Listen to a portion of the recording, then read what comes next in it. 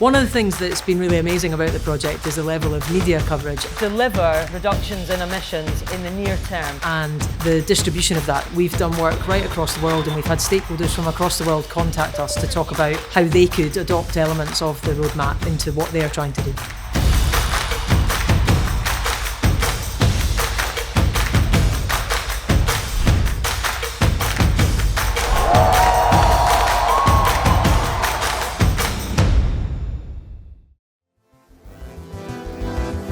Our super low carbon live music roadmap work is really about accelerating emissions reduction across the sector and looking for the collaborations that will unlock that action.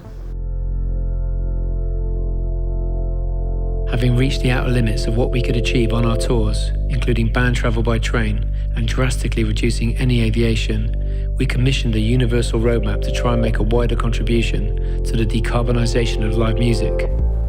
Massive Attack have been touring for many years and have been trying to reduce the impact of those tours in various ways, and I suppose this was the latest part in that kind of programme of work, that they wanted to work with a research organisation to unlock emissions reductions in their own tour, but also to work to develop something like a roadmap that could unlock that across the wider sector. The project really resonated with us because it's an opportunity to provide research and evidence in a robust way that has an impact. The roadmap has 3 key principles and 4 topic areas. The 3 key principles, the first one is about embedding it in everything that you do right from the outset of planning a tour. The second is about using your direct control as well as your wider influence to make change happen. And the third is about monitoring progress and reviewing that, both at an organisational level and at a sector level. In terms of the 4 topic areas, that covers everything from how you're designing a show and moving people and stuff around, right through to whether you're thinking about offsetting and residual emissions.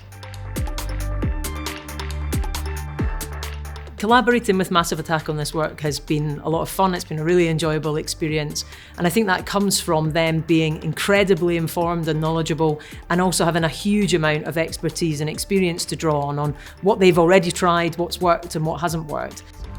Now, as we move forward, the challenge is for us to activate that roadmap. We're identifying industrial partners who can quickly but meaningfully help us reduce greenhouse gas emissions on all future tours.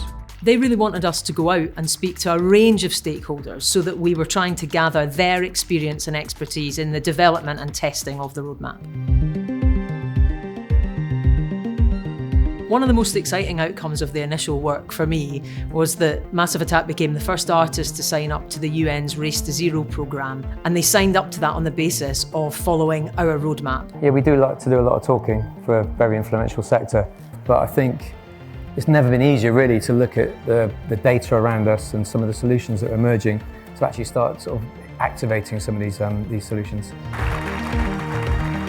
In terms of going forward with the work, we're developing a number of areas. So we have a PhD researcher looking at taking the roadmap further and unlocking action in the sector.